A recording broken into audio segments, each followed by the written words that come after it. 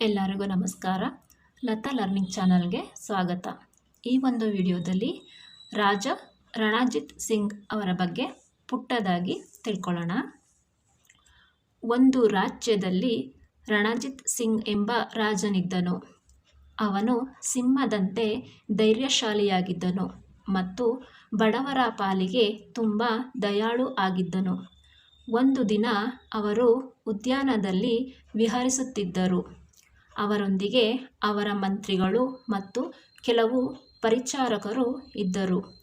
ತಂಪಾದ ಗಾಳಿ ಬೀಸುತ್ತಿತ್ತು ಮತ್ತು ಹಕ್ಕಿಗಳ ಮಧುರ ಗಾಯನವು ಅವರನ್ನು ಸಂತೋಷಪಡಿಸಿತು. ಇದ್ದಕ್ಕಿದ್ದಂತೆ ಒಂದು ಕಲ್ಲು ಬಂದು ರಾಜನ ಹಣೆಗೆ ಬಡಿಯಿತು. ಎಲ್ಲರೂ ಬೆಚ್ಚಿಬಿದ್ದರು. ಕೆಲವು ಸೇವಕರು ಕಲ್ಲು ಎಸೆದವನನ್ನು ಹುಡುಕಲು ತಕ್ಷಣವೇ ಓಡಿದರು. ಇನ್ನೂ ಕೆಲವರು ವೈದ್ಯರನ್ನು ಕರೆತರಲು ಹೋದರು. ಆದರೆ ರಾಜ ಮಾತ್ರ ಶಾಂತವಾಗಿದ್ದರು. ಅವರು ತಮ್ಮ ಅಂಗೈಯಿಂದ ಗಾಯವನ್ನು ಒತ್ತಿ ರಕ್ತಸ್ರಾವವನ್ನು ನಿಯಂತ್ರಿಸಲು ಪ್ರಯತ್ನಿಸಿದರು.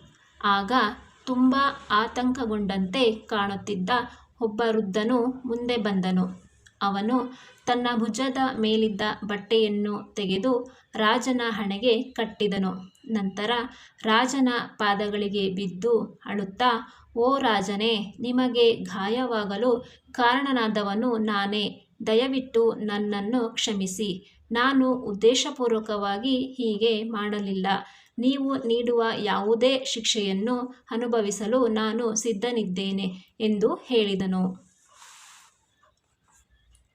"ಹಾಗಾದರೆ ನೀನು ಕಲ್ಲು ಎಸೆದದ್ದು ಏಕೆ?" ಎಂದು ಮಂತ್ರಿಗಳು ಕೋಪದಿಂದ ಕೇಳಿದರು.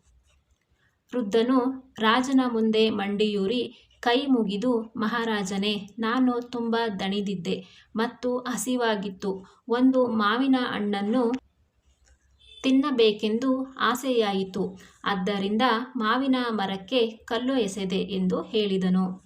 ನಂತರ ರಾಜನು ಅವನ ಬಳಿಗೆ ಬಾಗಿ ಅವನ ಭುಜಗಳನ್ನು ಹಿಡಿದು ಅವನನ್ನು ಮೇಲಕ್ಕೆ ಎತ್ತಿದನು. ನಂತರ ತನ್ನ ಶಾಲಿನಿಂದ ಆ ವೃದ್ಧನ ಕಣ್ಣೀರನ್ನು ಒರೆಸಿ ನಗುತ್ತಾ ಹೇಳಿದನು, "ಅಳಬೇಡ. ನೀನು ಮಾಡಿರುವುದು ಶಿಕ್ಷೆಗೆ ಅರ್ಹವಾದ ಅಪರಾಧವಲ್ಲ." ನಂತರ ರಾಜನು ಹಸಿದಿದ್ದ ಆ ವೃದ್ಧನಿಗೆ ತಕ್ಷಣವೇ ಆಹಾರ ನೀಡುವಂತೆ ತನ್ನ ಅಡುಗೆಯವನಿಗೆ ಆದೇಶಿಸಿದನು. ಆಹಾರವನ್ನು ಸ್ವೀಕರಿಸಿದ ವೃದ್ಧನು ರಾಜನಿಗೆ ನಮಸ್ಕರಿಸಿ ತನ್ನ ದಾರಿಯಲ್ಲಿ ಹೊರಟನು.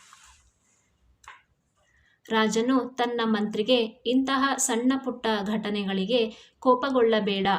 ಮರವು ಕಲ್ಲಿನ ಹೊಡೆತವನ್ನು ಸಹಿಸಿಕೊಂಡು ಹಣ್ಣುಗಳನ್ನು ಕೊಡುತ್ತದೆ. ಬಿಸಿಲಿನಲ್ಲಿ ನಿಂತು ನಮಗೆ ನೆರಳನ್ನು ನೀಡುತ್ತದೆ. ನಾನು ಮನುಷ್ಯನಾಗಿದ್ದು ಹಸಿದವನಿಗೆ ಅನ್ನ ನೀಡದಿದ್ದರೆ ನಾನು ಮರಕ್ಕಿಂತಲೂ ಸಣ್ಣವನಾಗುತ್ತೇನೆ" ಎಂದು ಹೇಳಿದನು. ಮಂತ್ರಿಗೆ ನಾಚಿಕೆಯಾಯಿತು ಮತ್ತು ಅವನು ಒಂದು ಒಳ್ಳೆಯ ಪಾಠವನ್ನು ಕಲಿತನು. ಮಾನವ ಕುಲಕ್ಕೆ ಮಾಡುವ ಸೇವೆಯೇ ದೇವರಿಗೆ ಮಾಡುವ ಸೇವೆ.